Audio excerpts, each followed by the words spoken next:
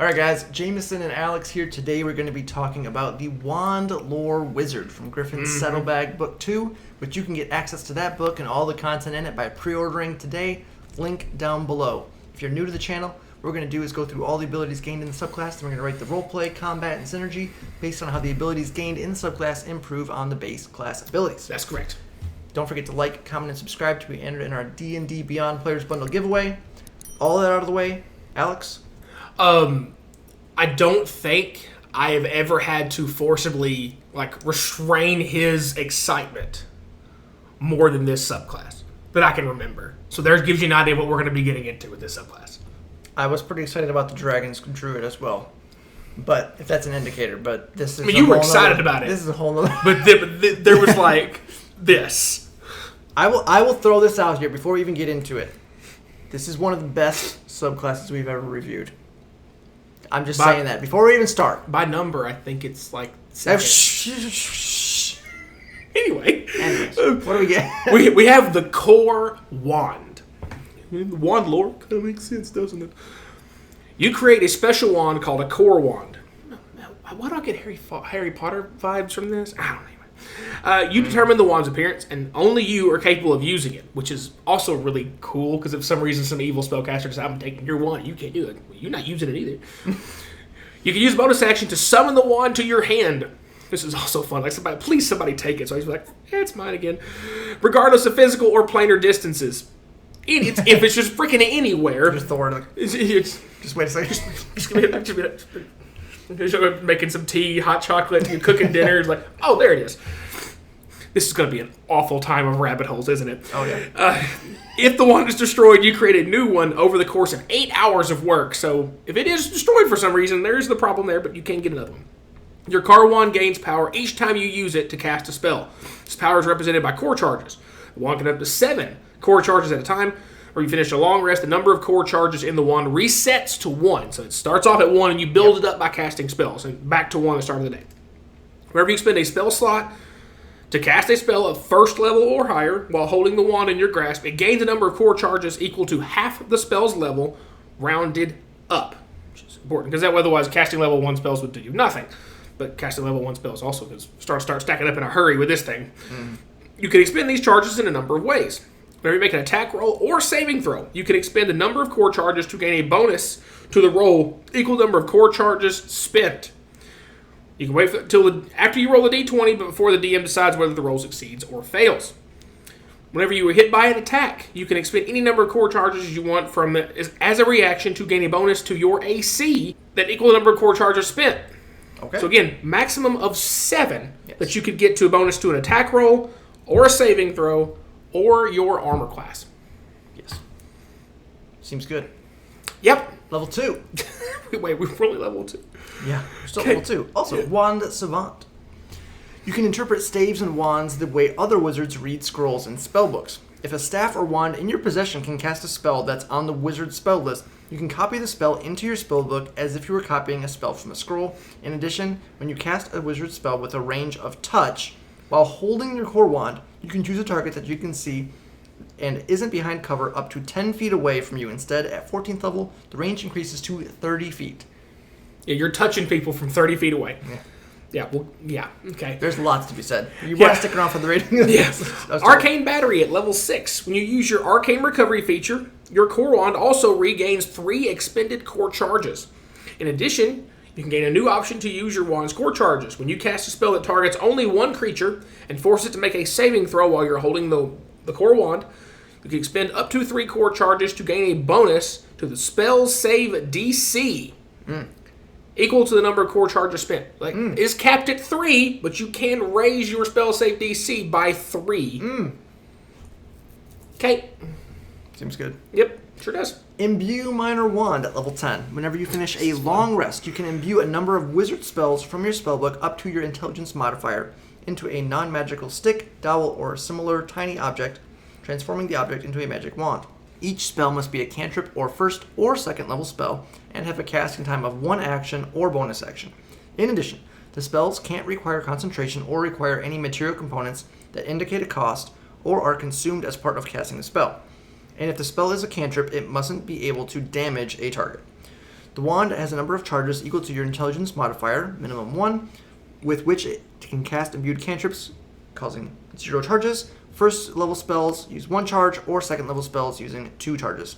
A creature holding the wand can use an action to cast one of the spells from it using your spell save DC, spell attack bonus, and spell casting ability. The wand ceases to be magical at the next time you finish a long rest. Yeah. That's a lot to unpack. And that's giving, you can give that to someone else. Like your core wand will be used by you. This can be given to literally anyone. And it uses your spell save DC. Yes. Give your barbarian a spell casting wand that uses your spell save DC. Seems alright. Before we get into the capstone ability on here, Guess we're not done yet. Quick shout out to Humblewood Tales Kickstarter. Finishing up here pretty soon, so make sure you guys don't miss out on this one. 5 new adventures, new magic items, new lore added on, awesome pre-made characters. Lower levels, 3 to 8. Not crazy long campaigns. Great way if you want to do a shorter campaign to break up your main campaign that you're playing. Give somebody else in your group a chance to DM that's kind of concerned about building a whole campaign themselves from the ground up. A lot of different options and a great extra add-on to your DM's toolkit. For sure, so make sure you check that out. The link down below. Onto our capstone with this wand-using wizard. At 14, we have Manifest Charges. You can convert the core charge in your wand into raw arcane energy. By manipulating this energy, you can use the wand's core charges in the following new ways. As a bonus action, you can spend 1 or more of the wand's core charge to create a number of motes of magical force equal to the core charges spent. Each mote streaks toward a different target that you can see within 60 feet, dealing force damage equal to the target equal to 1d4 plus your intelligence modifier. Kind A of la Magic Missile. Right. Similar. When you or another creature that you can see within 30 feet of you takes damage, you can use your reaction to expend 1 or more of the wand's core charges to create a magical barrier, reducing the damage taken by an equal amount to 3 times the number of core charges spent. In addition, gain a supreme mastery and understanding of wands. If you expend the last charge of a staff or wand, you needn't not roll a d20, even if it says to. Further, the gold and time you use to spend and craft a magic wand is halved. There you go. So, yeah, those are all the abilities, which we have a lot to go over with all these in the rating portion. First up is the roleplay rating. Asterisk, as always. Talking about roleplay, we're talking about interacting with the world around you, interacting with NPCs, non-combat scenarios, avoiding combat, basically things outside of the initiative order. Not talking about your class fantasy, history, lore, background, that's on you as a player. We can't rate you, but we can rate the abilities gained in the subclass, how they might improve your potential in those role-play scenarios. Yep. So, all that being said, there are definitely some very interesting options on here. Oh, are there? As you can tell, it is a lot more focused on the combat side with the core charges and things like that. It's it. But the ability to copy spells from staves and things of that nature is interesting and otherwise wouldn't be able to be done. So you're going to have a lot more opportunities, I would say, to be able to add more spells onto your spell list. Because is there anything any good wizard wants more than more ways to know more spells to cast more spells? Absolutely. So it's the most wizard thing possible. Definitely nice on there. And then creating a wand definitely has some utility for party, and there's some RP on there. The issue is there's going to be a lack of concentration. So a lot of RP stuff either has concentration or, some kind of material components to it. So you might not have as many options as you initially think when you see, I can do these kind of spells. When you start looking through your spell list, you're like, I can't use this one, I can't use this one, I can't use that one. So it's not going to be crazy impactful, and it is a limited number of uses. But you can do something like prestidigitation, and because your cantrips can't be damage dealing. Yeah. So you can be throwing firebolt to somebody. It would be really silly if you could give a martial class like, here, have this. So that being said, there's a little bit of limitation on there for the utility, but definitely can have some role play for sure. Yep. And then, bonus to wands and wand crafting is really nice. Not having to potentially destroy a wand if you, use up all of its charges. Not having to worry about that is a nice thing to have on there. And then if you want to take the time, or you have time in your campaign, a lot of times with the traditional crafting rules, it takes quite a bit of time and money to create magic items. If you're using Xanathar's rules, it's a little bit better. But if you have some downtime, you could definitely be working on stuff on that, and just have more stuff to go through with it on here. So lots of potential on here, though there's a little bit of limitations as well. So we went with a 3.5 in the roleplay. Some niche uses and stuff. But again, this is more of a combat focused. Is it now? Okay. So, we're going to start off looking at what this core wand does. Okay. It resets every day down to 1. So, you're like, oh, boo, yes, all the work I did. Okay, whatever. Because every time you cast a spell, which you're a full caster, you're a wizard. Harry. Sorry. Like, I knew this was going to happen. It's going to be like this the whole video. Any spell you cast that is not a cantrip is going to be building those charges back up, which you would be doing anyway because you're a wizard. What else are you doing? You're not a cleric. You're not a druid. You don't have all these other subclass features that let you do things that aren't casting spells. Like wizard, sorcerer, you do 2 things, each of you. You cast spells, and then you cast more spells. That's it.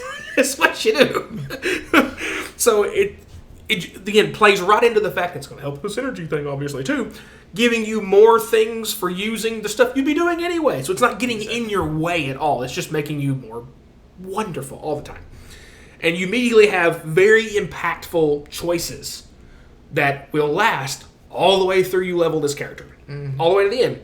Because you can choose to up a attack roll, choose to up a saving throw to keep yourself alive, whether it's getting around a CC spell, getting around a damaging spell or some other effect, cantrip here, that a bonus action main spell. You've got all different ways to get these things back all the time. And you have another option for upping your AC if you want to, because if you're out of shield, if you're out of shield, you don't want to use shield. If you don't want to upcast shield. You don't have first level spell slots. Yeah, so again, it's another option. The fact that you also immediately have a range of 10 foot for touch spells, and once you get 14's when that gets real fun, because anything that's not behind total cover can be hit with a touch spell from 30 feet away, which creates, again, more fly visibility. Gives you much more viable options to use offensive touch spells and buff touch spells, like fly, for example, to not have to be right there next to something, because if you're a wizard, you don't want to be next to anything. Because if you're next to ever, because if you're next to an ally, there's a chance that you could get cleaved by something, and any excess damage coming to you is just a terrible thing. And the same thing goes with buffing people or dealing damage. There's some really cool and very potent damaging spells that you have to be in range of touch to do. I'm just going to be back here doing it anyway. Arcane Battery, again, further enhancing ability you're going to be loving using anyway. Your Arcane Recovery, giving you some of your spell slots back. Now you get more of your core charges back, so you're using them more often, using them all the time. And now you get to up your spell save DC by spending just 3 core charges to up it 3. So without any other major magic items, you can make your spell save DC 22. Goodness, seems decent. So at max, at max, I'm saying at the highest it's going to get, barring either bonusing magic items that raise your max stats for some reason, which do exist. But you throw a dominate person or some really big CC spell specifically, because you can make sure you get your full damage in, which is never a bad thing. But I feel like that's going to be most useful for that dominate person. And then Imbue Minor Wand. There's so much here. I'm going to be talking way too much in this video. You can give someone else in your party cantrip, a couple of level 1 spells, couple level 2 spells in there. So they've got some options for, and again, a great thing to give to any martial character in your group. So he's got an offensive spell they can throw at people. Of course, the cantrip can't be offensive. It's going to be strictly RP, or it can't be damaging. The fact that you can just make one of these every day, doesn't cost you anything else. It's good for that day, and they know it's only good for that day, so you can, make a new one every day and get some different spell options that are in there. It's fantastic. And finally, your capstone, you can get built-in magic missile to throw at people. But you can't stack them all on one person. Yeah, they do have to spread out, so it's a slightly weaker version of magic missile. But it is still force damage, and it's free automatically hits. It doesn't do a ton of damage, but it's guaranteed damage. And then you can use the defensive barrier to reduce damage by a certain amount. And then I think the very end little paragraph there is going to be underappreciated, undersold because of how much bonkers is in here. Because like you said when you're reading through it, the half the gold time and the gold and crafting time for wands, if you're really it actually makes this a viable option for you to do regularly, because it's not having to take you 8 hours to do or whatever else, and the cost that will start to stack up if you make more and more fancy magic items. You and the artificers can have all the little making magic item fun time. That would be wonderful. And anything you do, any really crazy staffs, wands you find or ones you make yourself, aren't destroyed by just using all the charges up in them, which is always a chance if you roll that D20, it's going to get exploded. So, score-wise, which I will finally get there after saying so many things, we gave it a 5. Yeah. Because you get...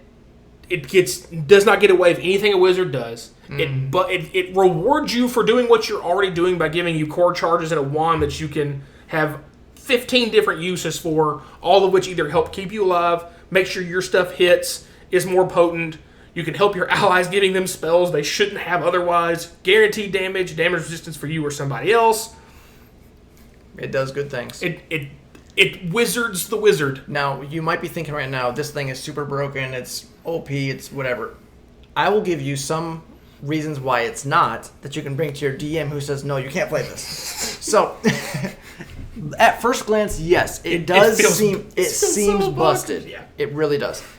Some of the reasons it's not busted, when you actually look at the spell list. So, for example, your level 1 ability here, when you make an attack roll, okay, you don't have a lot, and you're a wizard. You don't have a ton of really strong single target attack rolls. We looked. What was it? I was surprised because I was thinking, oh man, that's crazy. But when you look back through the spell list, you're like, I think there's really not that many. Again, official spells only. Right. I think there's like 5 that are over level 2. Because of that, it's going to take down the potential potency. Yep. The highest level spell you have here for an attack, ranged attack, is Crown of Stars. Yeah. Even at that, I mean, you're getting multiple motes and you can like shoot them off. Yeah. So it's not like one huge massive attack, right? Right. Most of your spell attack, or most of your spells as a wizard are actually saves. But the saving throw thing. Saving throws are going to be much better. It's going to help with your survivability, and that's going to be it's going to give you more survivability as a wizard, which also on here, the AC thing, you have shield, so even if you cast 7, it's probably going to be way more efficient to just cast shield as a reaction. So it is really good. If for some reason you're out of level 1 spell slots and you don't want to bother casting up shield. It feels bad to upcast, that kind of thing. Touch spells are also quite limited. Yes. In fact, the majority of them are buff spells. Yes. So you're not even going to be doing a whole lot of damaging abilities on here. Right. Even though you do it at range, most of the time you're just going to be buffing an ally at range with like fly or something. Yeah. Because you can't get to them, you don't want to get next to them because they're next to an enemy or whatever. Yeah. So you're like, he's like, fly. I've already seen him throw a fireball at us once. I don't want to be close to somebody else and catch that fireball. It's not aimed at me. Right. So that kind of stuff on there can kind of lets you, understand that it's not toned up. Yeah. Quite as much as you might initially think. Once you the amount of options are more limited than you think they would be. Right. When you look at a full spell list on here, you're going to be like, oh, these are definitely really solid, but they're not like broken by any means on there. Going on kind of into all of this, into the synergy side of things, everything that is in this subclass is taking what you do as a wizard and just rewarding you for playing a wizard. Yeah. It's like, you're playing a wizard, here's all of the things. So, Arcane Recovery. One of the most useful things Wizard has to be able to cast more spells. You're getting a buff to that. That's going to help your core charges. Your core charges are going to buff your spell attacks, give you some range for the touch spells. Again, limited options on those. It's helping your saving throws, helping you get around this. The big saving throw is good for survivability for sure, because wizards, glass cannons, that's just how they are. And then, again, alternatives to shield. If you really are in need of buffing that up, you have the option available to you. Maybe 5 isn't enough. Yep. Maybe you need 7 AC to get past an attack. Yep. So you have that option as well. Whenever you cast a spell, you're getting charges. You're going to be casting spells anyways. Yep. So that is fantastic. Yep. The extra minor wand thing is fine. You're getting some extra spells basically for the day. Yep. But at most, you're going to be, 5 first level spells at most. Yeah. So it's nothing crazy. And again, limited spell list when you take out concentration, when you take out material components. Yep. It's not going to be as wild and crazy as you think. Yep. It's going to be much more balanced than first glance. Could you imagine, like, giving, again, paladin, barbarian, fighter, rogue, monk, like, here's a wand that has hold person in it. Right. Yeah. So you're hitting it from, like, multiple chances to hit something. Yeah. So it is definitely interesting, in line. It's going to buff everything you do already. on here, you get alternative options for like a magic missile-like attack, which is interesting. And it's actually better because it's 1d4 plus your intelligence modifier. So it's going to be a little bit more damage, but you can only hit one target with each of the missiles. But you could just every turn just get a free missile shot at them or whatever. Another thing, too, is you have to keep in mind with synergy. Another reason why I think it is actually balanced is you can only cast one spell a turn. Yep. Right. So even if you cast a 9th level spell, you're not going to fully charge up your core charges. Yes. So you have to keep that in mind as well. But the point is, on here, you're getting tons of bonus offensive abilities, defensive capabilities. You have Arcane Recovery synergy. You have synergy with all of your spells. You have extra utility. Yeah, it's a 5. Like, there's not really much more to say. It makes everything you do as a wizard, it makes you more wizard. Yes. It just takes wizard and makes you more wizardy. Yes. So, definitely very interesting. I think this is one of the most interesting... Probably one of my favorite subclasses we've ever reviewed. These 12 subclasses have been some of the most interesting subclasses of any one thing we've gone through. As something that we have been working on ourselves is something like this. Things in the works. Trying to get some things done. If you try to do something like this yourself, it's one thing to do a subclass here or there, or like putting out 2 or 3 or whatever. When you dedicate the time and effort it takes to do a subclass for each of the main classes. Poor Artificer got left out. That's okay. And not only do you come up with, a couple of decent ones, a couple of good ones, like in terms of flavor, uniqueness, and again, it's the one thing I harp on anytime we do new subclasses, especially if it's UA, is like, okay, you're making this, why does it exist? Why when I see this subclass compared to all the other unofficials that are out there and homebrew stuff, or compared to any of the other official stuff, what makes this stand out? And they just go, oh, that's nifty. Either mechanically, flavor-wise, what does it get? And as a whole, all of the subclasses in this book have some way in which they stand out and feel unique as either a different option for the subclass. Even when something like this is like, okay, it's a wizard, it's still a wizard, and a wizard is still a wizard that does wizard things. This is the wizardiest of wizards. In all of the best ways. Yeah, it's just been so good and fun to go through all of these, guys. Definitely worth, if you guys get a chance, hit... This book is so good. This is only just... These subclasses are just one chapter of this book. So if you want to get access to all this stuff, guys, show your support for Griffon Saddlebag, for our channel. Pre-order down below in the links. Really join their Patreon link if you want to help them out more regularly, because again, when you help out people like them, help some people like us, it encourages people to take the time and the effort to make quality stuff. My gosh, the time it takes to do this kind of stuff and the effort it takes, because you've got to play test all this stuff, do all this math, and then you're leaving it up to people like us to tell you where it's good, where it's bad, and kudos as well to make this Wand Wizard and the Dragon's Druid. It takes some guts to make something like this, because people are going to say, oh, that's broken. But when you really get down to the nitty gritty, I think these are some of the best, to hold this against me if you want. I think these 2 that we rated so well are some of the best balanced, most interesting. There's broken, and then there's perfectly balanced. And as all things should be. Right, they're right there with the balance to potency is so good. And there is definitely a cost reward to some of this, but I can't. I had to physically restrain his excitement level when we started reading through this thing, because he's like, "Dude, have you read through the Wand Wizard yet? Have you read through it yet? Oh my gosh!" And I say this too. I'm the DM, so yes, anything every subclass we review, I would allow in our. That's my first criteria is, would I allow this in my campaign? Yes? Okay, let's do a review of it. Okay, so if anything you see on here, I've given my stamp that I would allow this because I've looked into it and made sure that it makes sense. Yes. And it's something that I could deal with as a DM. Now, a beginner DM could face some troubles, especially with the Dragon's Druid. With these more he does strongly discourage the playing of summoning style subclasses. I allow it, but it is not fun for me as a dude to deal with all the summons. Action economy and just adding more stuff into the combat does kind of bog it down at times. Again, yeah, that's my biggest rabbit hole. Not necessarily about it's just the bogging stuff down. Kind of I get a little irritable with some of that sometimes.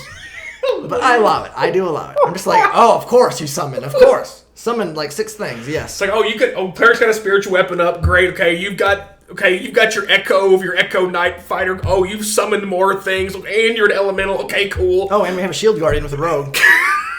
That was my fault. That's your fault. 100% your fault.